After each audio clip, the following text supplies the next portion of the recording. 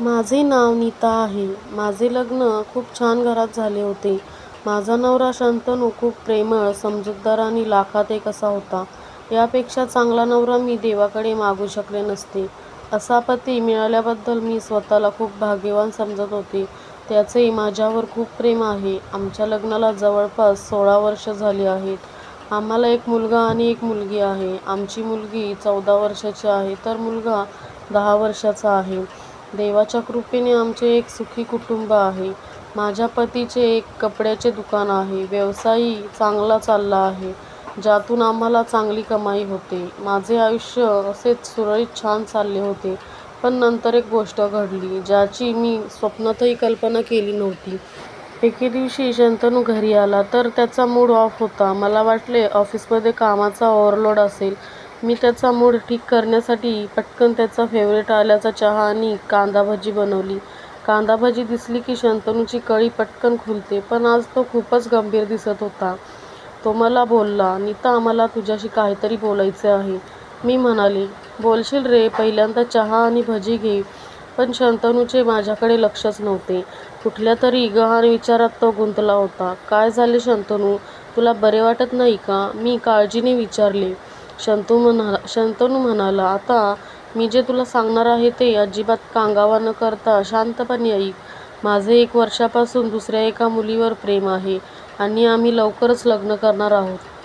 त्यासाठी मला तुझ्यापासून घटस्फोट हवाय." "काय हे? काय चाललंय शंतनू?" मी आश्चर्याने त्याला विचारले. "कशाला अशी मस्करी करतोयस माझी? मला अजिबात आवडत नाही असली मस्करी." मी वैतागून म्हणाले, "मस्करी नाहीये नीता, मी खरे तेच म्हणतोय. मला आता तुझ्यात इंटरेस्ट उरला नाही. माझी एक गर्लफ्रेंड आहे तृप्ती आणि मला तिच्याशी लग्न करायचे आहे." शंतनू गंभीरपणे म्हणाला, "अरे पण तुला काही समजतंय का तू काय बोलतोस ते? 16 वर्षाचा दृष्ट लागण्याजोगा संसार आहे आपला. पदरी 2 मुलं आहेत. त्यांच्या भविष्याचं काय?" मी आता जाम चिडले.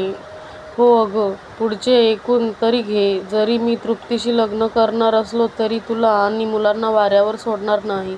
तुझी आणि मुलांची ही जबाबदारी मी घेईन. तू काळजी नको करूस. मी तजवीज करून ठेवलीये तुमच्या भविष्याची. दर महिन्याला 2 लाख रुपये तुझ्या अकाउंटवर जमा होतील. शिवाय त्याच्या शिक्षणासाठी वेगळे पैसे एफ.डी करून ठेवले आहेत. तुम्हाला माझ्याविना आयुष्यात काही कमी पडणार नाही." शंतनूने मला चक्क पैशाचा हिशोब ऐकवला. "अरे राजा, मला मुलांना पैसे नकोयत रे, तू हवा आहेस. इतकी वर्ष आपण छान संसार केला आणि आज अचानक तू असं सांगतोयस की तुला माझ्यात इंटरेस्ट नाही म्हणून. अशी काय चूक झाली रे माझ्याकडून?"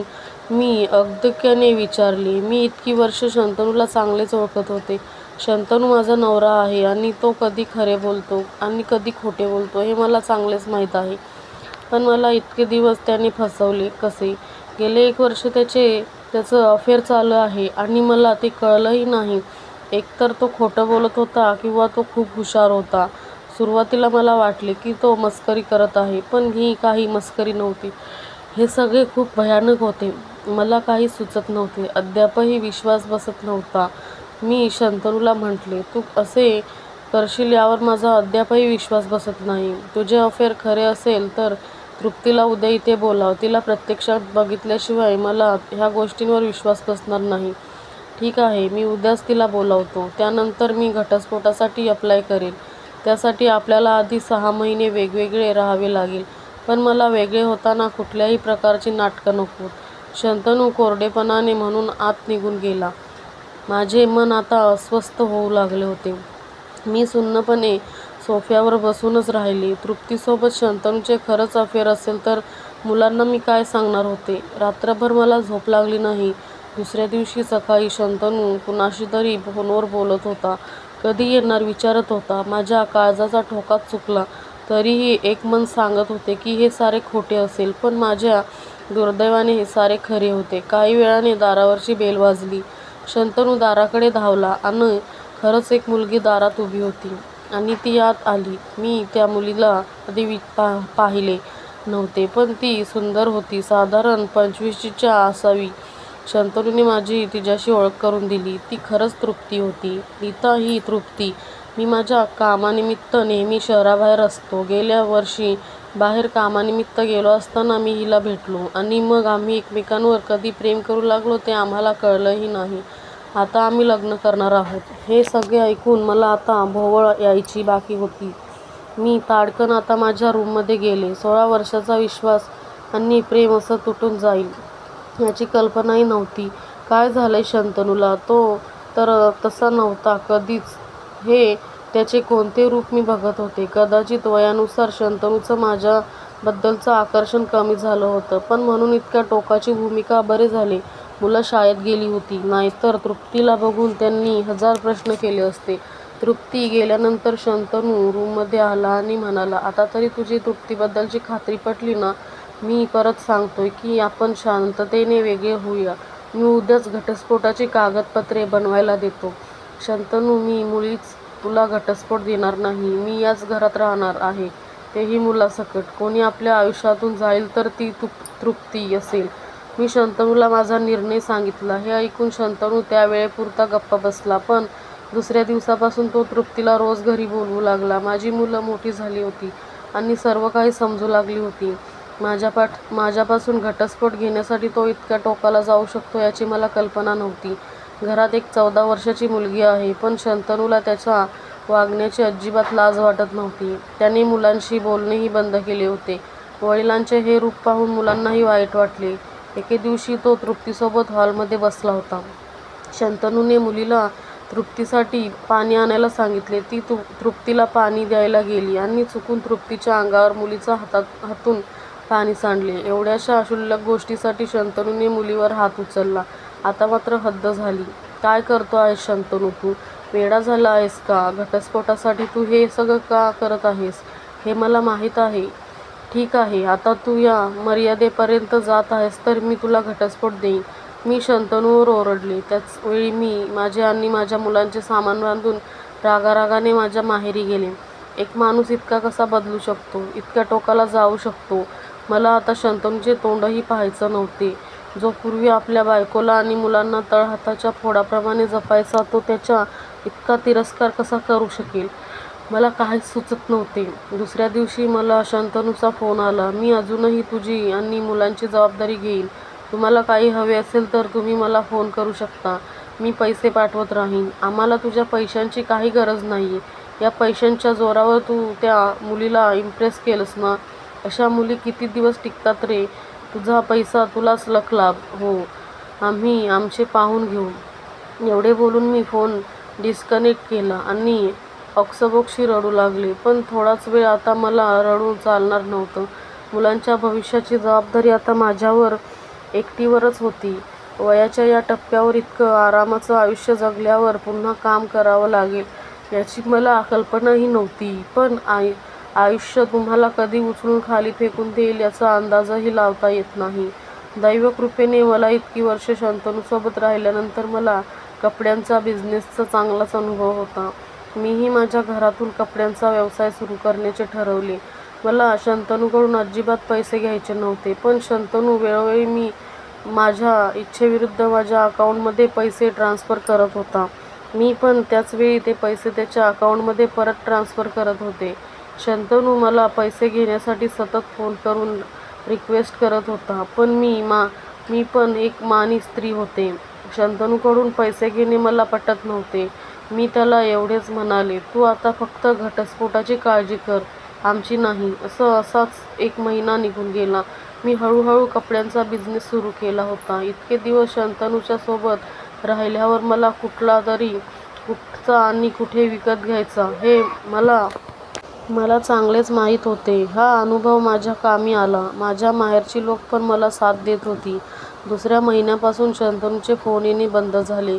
माझं तर आता याकडे लक्षही नव्हतं आणि आता त्याच्याशी बोलायचंही नव्हतं. घटस्फोटाला अजून काही अवधी बाकी होता.